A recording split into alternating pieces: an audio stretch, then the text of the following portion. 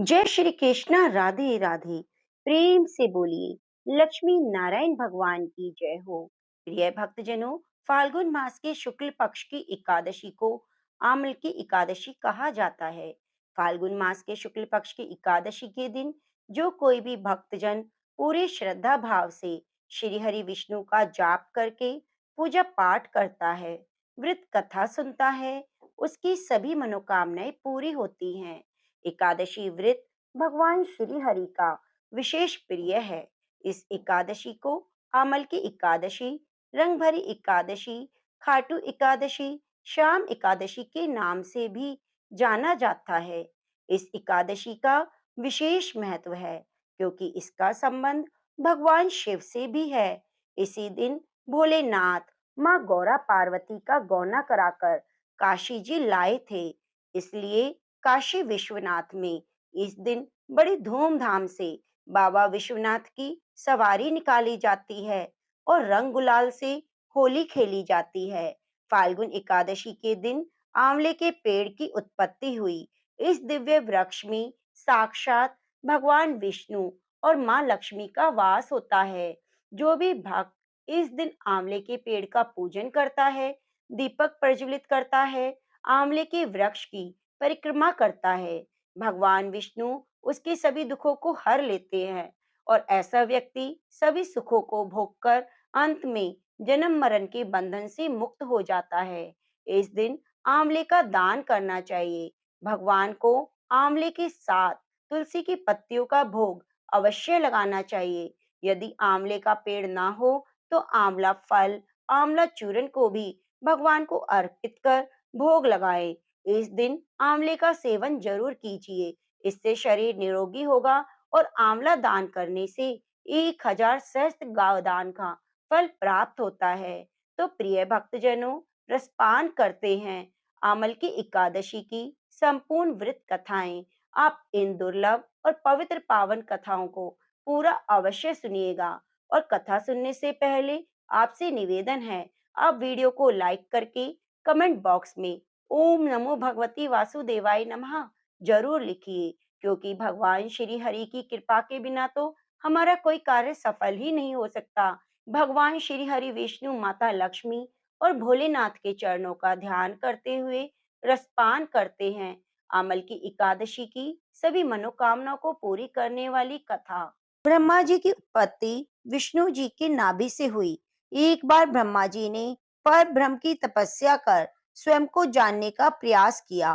तपस्या से प्रसन्न होकर भगवान विष्णु ने ब्रह्मा जी को दर्शन दिए। उन्हें देखते ही ब्रह्मा जी की आंखों से आंसुओं की धारा बहने लगी। मान्यता है कि ब्रह्मा जी के आंसू जब भगवान श्री हरि के चरणों पर गिरे तो आंसू आंवले के पेड़ में बदल गए। तब विष्णु जी ने कहा, आज से यह वृक्ष और इसका फल मुझे बेहद प्रिय है। जो भी भक्त आमल की एकादशी के दिन पूजा करेगा, आंवला चढ़ाएगा, वह मोक्ष को प्राप्त करेगा। तो प्रेम से बोलिए ओम नमो भगवते वासुदेवाय नमः। भगवान श्री कृष्ण से धर्मराज युधिष्ठिर बोले, हे जनार्दन, आपने फाल्गुन के कृष्ण पक्ष की विजय एकादशी का सुंदर वर्णन करके सुनाया। अब आप फाल्गुन मास के शुक्ल पक्ष की एकादशी का क्या नाम है, क्या विधि है, कृपया करके आप मुझे बताइए। श्री भगवान बोले, हे राजन, फाल्गुन मास के शुक्ल पक्ष की एकादशी का नाम आमल की एकादशी है। इस व्रत के करने से सभी पाप नष्ट हो जाते हैं और इसके प्रभाव से 1000 गोदान का फल प्राप्त होता है। इस व्रत के करने से सभी पाप तो नष्ट होते ही है, साथ में जन्म मरण के बंधन से भी मुक्ति मिलती है। हे राजन, अब मैं आपको महर्षि वशिष्ठ जी द्वारा राजा मानधाता को सुनाई पौराणिक कथा के बारे में बताता हूँ। इसे ध्यान पूर्वक सुने। राजा मानधाता बोले, हे वशिष्ठ जी, यदि आप मुझ पर कृपा करें तो किसी ऐसे व्रत की कथा कहिए जिससे मेरा कल्याण हो। महर्षि वशिष्ठ बोले, हे राजन, सब व्रतों में उत्तम और मोक्ष को देने वाले आमल की एकादशी का मैं वर्णन करता हूँ।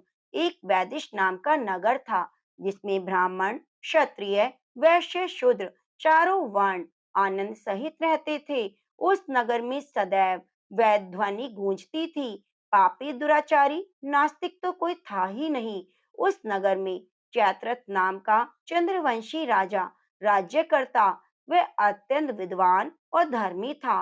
उस नगर में कोई भी व्यक्ति दरिद्र और कंजूस नहीं था।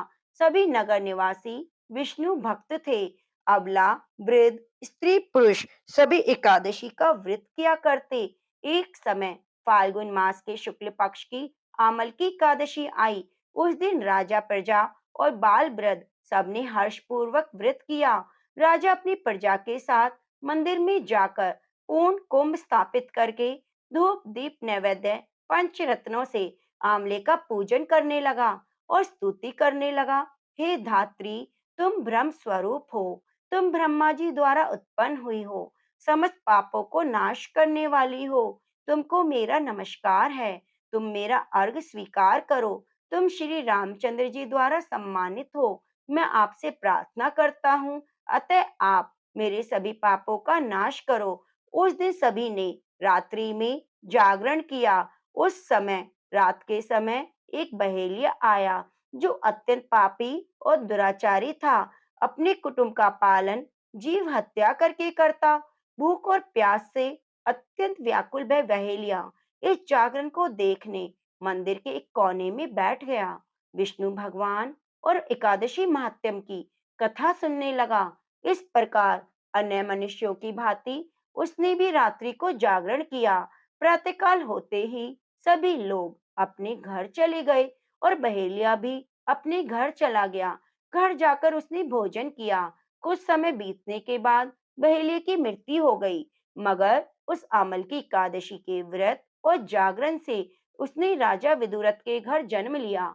उसका नाम वसुरथ रखा गया। युवा होने पर वह चतुरंगनी सेना के साथ धन धान्य से युक्त होकर 10,000 ग्रामों का पालन करने लगा। वह तेज में सूर्य के समान, कांति में चंद्रमा के समान, वीरता में भगवान विष्णु के समान और क्षमा में पृथ्वी के समान था। वह अत्यंत धार्मिक, सत्यवादी, कर्मवीर, विष्णु भक्त था। वह प्रजा का समान भाव से पालन करता। दान देना उसका नित्य कर्तव्य था। एक दिन राजा शिकार खेलने के लिए गया। देव योग से वह मार्ग भूल गया और दिशा ज्ञान न रहने के कारण उसी वन में एक वृक्ष के नीचे सो गया। थोड़ी देर बाद पहाड़ी मलेच वहां पर आ गए और राजा को अकेला देखकर मारो मारो का शब्द करते हुए वे राजा की ओर दौड़े। मलेच कहने लगे, इसी दुष्ट राजा ने हमारे माता पिता, पुत्र सभी को तो मारा है और देश से निकाला है। इसको अवश्य मारना चाहिए। ऐसा कहकर वे मलेच उस राजा को मारने दौड़े और अनेक प्रकार के अस्त्र शस्त्र उसके ऊपर फेंके, लेकिन सभी अस्त्र शस्त्र राजा के शरीर पर गिरते ही नष्ट हो जाते और उनका बार पुष्प के समान लगता। अब उन मलेच्छों के अस्त्र शस्त्र उल्टा उन्हीं पर प्रहार करने लगे और वे मूर्छित होकर गिरने लगे। उसी समय राजा के शरीर से एक दिव्य स्त्री उत्पन्न हुई। वे बहुत ही सुंदर थी। उसकी भ्रिकुटी टेढ़ी थी। उसकी आंखों से तो लाल लाल अग्नि निकल रही थी। वह स्त्री मलेच्छों को मारने दौड़ी और थोड़ी देर में उसने सभी मलेच्छों को काल के गाल में पहुंचा दिया। जब राजा सोकर उठा तो उसने मलेच्छों को मरा देखकर कहा, इन शत्रुओं को किसने मारा? वन में मेरा कौन हितैषी है? वैसा विचार ही कर रहा था कि आकाशवाणी हुई, हे राजन, इस संसार में भगवान विष्णु के अतिरिक्त कौन तेरी सहायता कर सकता है? इस आकाशवाणी को सुनकर राजा अपने राज्य में आ गया और सुखपूर्वक जीवन व्यतीत करने लगा। महर्षि वशिष्ठ बोले, हे राजन, ये आमल की एकादशी के व्रत का प्रभाव था। जो मनुष्य इस आमल की एकादशी का व्रत करता है, उसके सभी कार्य सफल होते हैं और अंत में विष्णु लोक को जाता है। तो प्रेम से बोलिए, लक्ष्मी नारायण भगवान की जय हो। ओम नमो भगवते वासुदेवाय नमः। हर हर महादेव। एक एकादशी की कथा के श्रवण मात्र से वाजपेयी यज्ञ का फल प्राप्त होता है। तो बड़े प्रेम से एकादशी माता की आप कथा को सुनिएगा। इन कथाओं को सुनने से ही एकादशी का व्रत पूर्ण माना जाता है।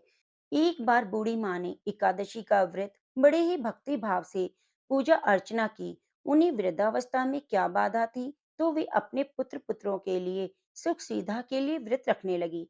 वे दिन भर तो जरा कठोर मन से अपनी प्यास को रोके रहीं, दिन में पूजा पाठ किया करती और पंडित जी को मिट्टी के पात्र में भरकर पानी और ऋतुफल दान दिए। दोना भर भर के बूरा शक्कर वितरण किया।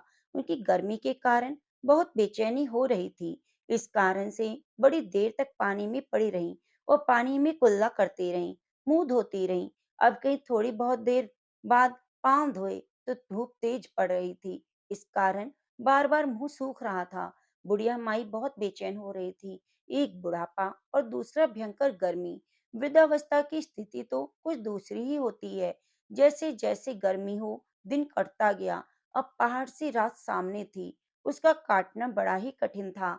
वह खटिया पर पड़े पड़े उसे शांति मिल नहीं रही थी। वह बार बार करवट बदल रही थी, अनेक बार बाहर भीतर आती और उन्हें घर के अंदर शांति नहीं थी। वे एकादशी माता का स्मरण करती रहती। हे एकादशी माता, आप मेरी लाज रखिए, आप ही मुझे शक्ति दीजिए, मैं भली भांति आपका व्रत कर सकूं। यह पहाड़ सी रात शांतिपूर्वक व्यतीत हो सके। प्यास के कारण बूढ़ी माँ की बेचैनी तो बढ़ रही थी। उन्हें धैर्य रखने का बहुत प्रयास किया, किंतु सहनशीलता की सीमा टूट गई। वे घबराकर एकदम चिल्ला पड़ी, बचाओ बचाओ। अम्मा का चिल्लाना सुनकर परिवार भर के नर नारी बच्चे और पड़ोसी एकत्रित होकर बूढ़ी अम्मा की खटिया के पास पहुंच गए। सबने पूछा, अम्मा जी आपको क्या हुआ, क्यों चिल्ला रही हो? आप इस वृद्धावस्था में भी इतना कठिन व्रत क्यों करती हो? शक्ति से ही भक्ति होती है। थोड़ी ही देर में वे फिर से बोली कि अरे हमारे तो प्राण निकले जा रहे हैं, मेरी छाती पर ठंडे पानी का घड़ा रख दो। नातियों ने दादी की छाती पर ठंडे पानी का पात्र रख दिया। तब कहीं उन्हें बहुत थोड़ा आराम मिला। थोड़ी देर के लिए उन्होंने अपनी आंखें बंद कर ली। एकादशी माता ने सोचा, यह बूढ़ी अम्मा है, तो थोड़ा जाकर उसकी परीक्षा लेनी चाहिए। वे आधी रात को ही मुर्गा बनकर टेर लगाने लगी। मुर्गे की आवाज सुनकर दादी जल्दी से उठी और बाहर जाकर आसमान देखा, किंतु आसमान में तो कहीं भी प्रातःकालीन तारा दिखाई नहीं दिया। वे सोचने लगी, यह मुर्गा क्यों और कैसे बोल गया? उन्हें तो प्यास ही लग रही थी। थोड़ा मन उनका विचलित भी होने लगा, किंतु अंत में उन्होंने निश्चय किया कि मैं अब व्रत को पूर्ण करके ही छोड़ूंगी, चाहे भले ही मेरे प्राण निकल जाएं। यह सोचकर फिर से वे खटिया पर लेट गई। थोड़ी देर में एकादशी माता ने उनकी फिर से परीक्षा लेनी चाहिए। एक छोटी सी बालिका एक गिलास में शरबत लेकर उनके सिरहाने खड़ी हो गई और जोर से बोली, दादी जी सवेरा हो गया, हाथ मुंह धोकर शरबत पी लो। पहले तो शरबत का गिलास देकर उनका मन ललचा गया, किंतु अचानक स्मरण हुआ आया। उन्होंने सोचा, मैं किसी भी प्रकार का शरबत अभी नहीं पी सकती। वे शांति पूर्वक अपनी खटिया पर लेटी रहीं। फिर थोड़ी देर में उन्हें ऐसा लगा कि किसी ने उन्हें पानी के कुएं में पटक दिया और थोड़ी देर तक उस कुएं में हाथ पांव चलाती रही, किंतु उन्होंने अपने मुंह में पानी की एक बूंद भी नहीं जाने दी और वे दृढ़ता पूर्वक अपना पालन करती रहीं। थोड़ी ही देर में न जाने कहां से सामने आग जलने लगी और गर्मी इतनी बढ़ गई कि प्यास के कारण प्राण निकलने लगे, किंतु बूढ़ी अम्मा का कुछ भी नहीं बिगाड़ पाया। वे जहां की तहां मुस्कुराती हुई बैठी रहीं। थोड़ी देर में बाहर प्रकाश दिखाई देने लगा। ऐसा लगा मानो सवेरा हो गया हो। बूढ़ी अम्मा ने जब बाहर निकलकर देखा तो समझ गई कि अभी सवेरा होने में 3-4 घंटे की देरी है। यह जानकर वे शांतिपूर्वक इधर-उधर घूमने फिरने लगी। एकादशी माता यह बात अच्छी तरह से समझ गई कि ये बूढ़ी अम्मा अपने व्रत से नहीं टलने वाली। वे सत्य व्रत को अच्छी तरह से समझ गई। सवेरा होते ही बूढ़ी माता ने स्नान किया, भगवान का पूजा पाठ किया, एकादशी माता की कहानी सुनी, ब्राह्मणों को दक्षिणा देकर भोजन कराया, तब उन्होंने जल ग्रहण किया। कन्याओं को भोजन कराने के बाद अम्मा ने स्वयं भोजन किया। उस श्रेष्ठ व्रत के प्रभाव से बूढ़ी अम्मा की आयु में वृद्धि हो गई। घर परिवार हरा भरा हो गया। घर में अब जो कोई भी अभाव था वह सब सुख साधनों में बदल गया। नाती नातिन उनके घर में भर गए। वे उसी दिन से 12 महीने की एकादशी का व्रत करने लगी। एकादशी माता के व्रत के प्रभाव से इस संसार में हर प्रकार के सुख भोग कर मनुष्य बैकुंठ धाम को चला जाता है। जैसे एकादशी माता ने बूढ़ी माता और उनके परिवार को हरा भरा किया। हे एकादशी माता, हम सभी की भी मनोकामनाएं पूर्ण करना। प्रेम से बोलिए, श्री लक्ष्मी नारायण भगवान की जय हो। अब प्रिय भक्तजनों, श्रवण करते हैं अनंत फलों को देने वाली श्री राधा कृष्ण जी की बड़ी ही सुंदर कथा। एकादशी के दिन इस कथा को सुनने से सभी मनोकामनाएं पूरी हो जाती हैं। एक गांव में रमा नाम की एक स्त्री थी। उसके विवाह को 5-6 वर्ष हो गए, लेकिन उसके कोई संतान नहीं थी। एक बार राधा अष्टमी का उत्सव आया। गांव की औरतें बरसाने जा रही थी। औरतों ने कहा, तुम भी चलो, राधा रानी बड़ी दयालु है, तुम्हारी गोद भी जरूर भर देगी। वह स्त्री कई महीनों से बाहर नहीं निकली थी, इसलिए उसके पति और सास ने भी उसे जाने की आज्ञा दे दी। बस उसने मन में ठान लिया कि राधा रानी मेरी गोद जरूर भरेगी। जिस दिन उसे जाना था, उसी दिन उसके पैर में चोट लग गई, चला भी नहीं जा रहा था। फिर वह स्त्रियों के संग यात्रा पर चली गई। रास्ते में राधा कृष्ण का जाप कीर्तन करती हुई गई। बरसाना पहुंचकर हाथ मुंह धोकर राधा रानी के मंदिर में जाने को तैयार हुई। राधा जी के महल में जब जाते हैं तो ऊपर बहुत सारी सीढ़ियां चढ़नी पड़ती हैं। जैसे सीढ़ियां चढ़ने लगी, तब स्त्रियों से बोली कि तुम लोग आगे आगे चलो, मैं धीरे धीरे सीढ़ियों से आ रही हूँ। मेरे पैर में चोट लगने की वजह से मैं ज्यादा नहीं चल सकती। 2-4 सीढ़ियां चढ़ने के बाद उसका पैर मुड़ गया और वह नीचे गिरने लगी। तभी एक 7-8 साल की कन्या ने उनका हाथ पकड़ लिया। रमा बोली, बेटी, आज अगर तुम ना होती तो मैं नीचे गिर जाती। वह कन्या बोली, माता कैसे गिरने देती मैं तुम्हें। रमा ने पूछा, बेटी तुम्हारा क्या नाम है? तो वह बोली, लाडो, मेरा नाम यही है और मैं यहीं पास में रहती हूँ। वे दोनों सीढ़ियों पर बैठ गईं। लाडो कहने लगी, माता मेरे लिए क्या लाई हो? कोई जान न पहचान। लाडो ऐसे बात कर रही थी। फिर रमा ने कहा, लाडो, मैं कल तुम्हारे लिए कुछ न कुछ अवश्य लाऊंगी। तुम्हें क्या पसंद है? तब लाडो कहने लगी, मुझे नथनी, गले का हार, कान में कुंडल, चूड़ियां, मेहंदिया, घाघरा चोली, ये सब बहुत पसंद है। कुछ भी ले आना। इतना कहकर बालिका भाग गई।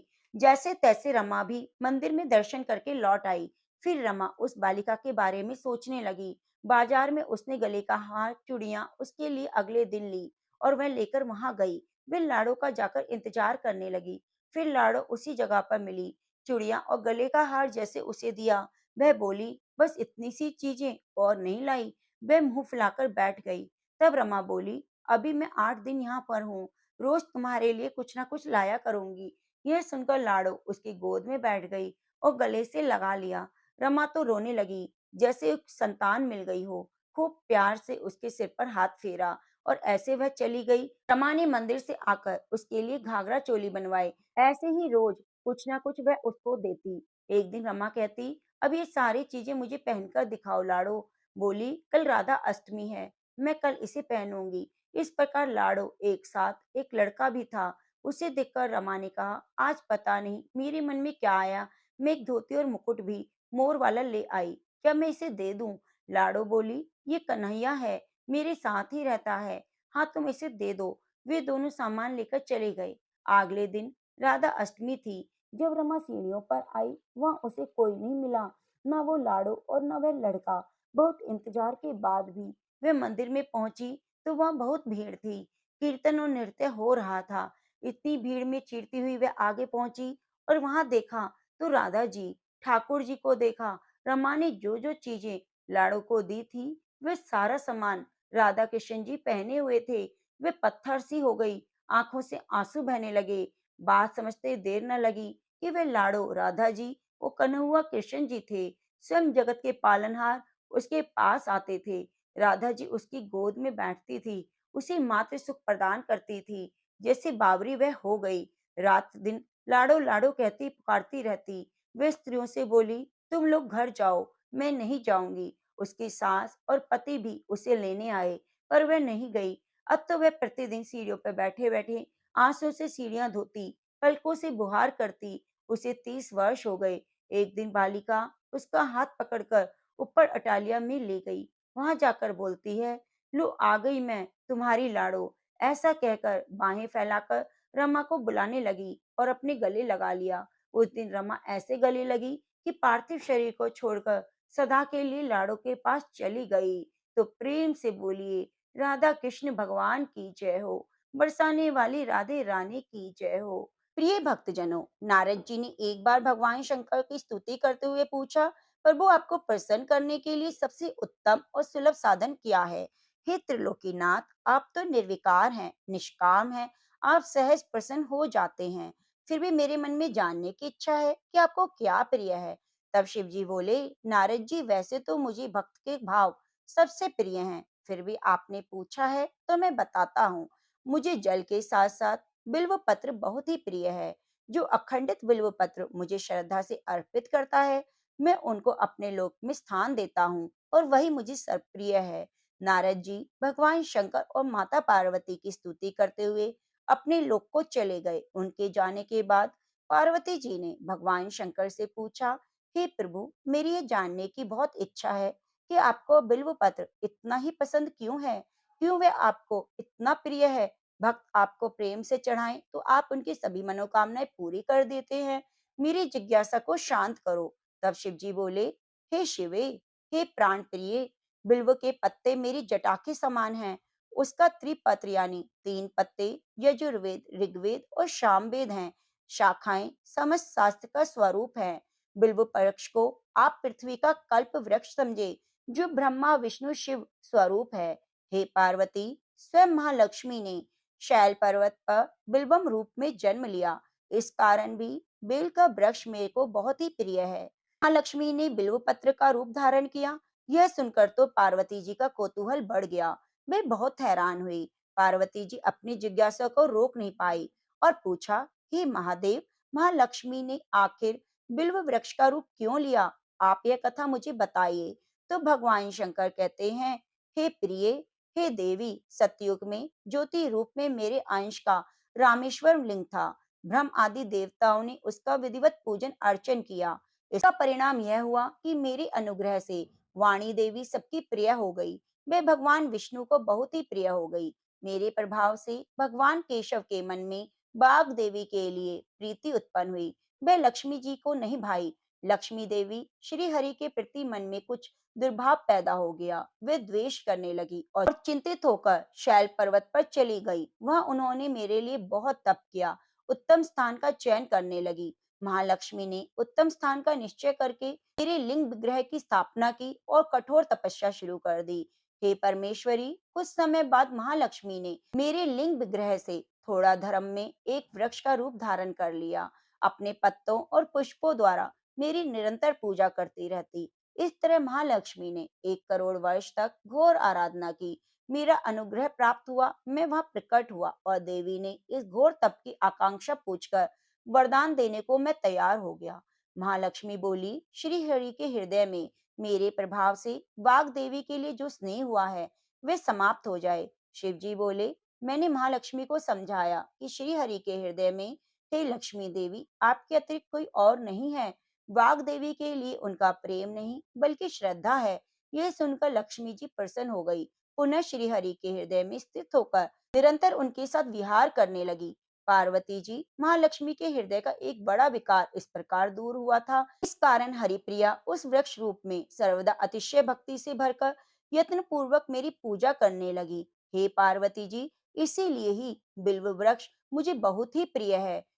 जो भी भक्त बिल्व काष्ठ के चंदन से मेरे पूजन करता है, वह भक्त मुझे बहुत ही प्रिय है। बिल्व को शिव के समान ही समझो, वह मेरा शरीर है। जो बिल्व पर चंदन से मेरा नाम अंकित करके मुझे अर्पण करता है, मैं उसे सभी पापों से मुक्त कर कर अपने लोक में स्थान देता हूँ। हे देवी, उस व्यक्ति को स्वयं लक्ष्मी जी भी नमस्कार करती हैं, जो बिल्व से मेरा पूजन करते हैं। जो बिल्व मूल में प्राण छोड़ता है, उसको रुद्र देह प्राप्त होती है। ऐसे मनुष्य पर सदा माँ लक्ष्मी की कृपा बनी रहती है। तो प्रेम से बोलिए, ओम नमः शिवाय, हर हर महादेव। प्रिय भक्तगणों, कहा जाता है, तुलसी की पूजा के बिना हमारी पूजा अधूरी है। माता तुलसी की चरणों का ध्यान करते हुए श्रवण करते हैं तुलसी की कथा।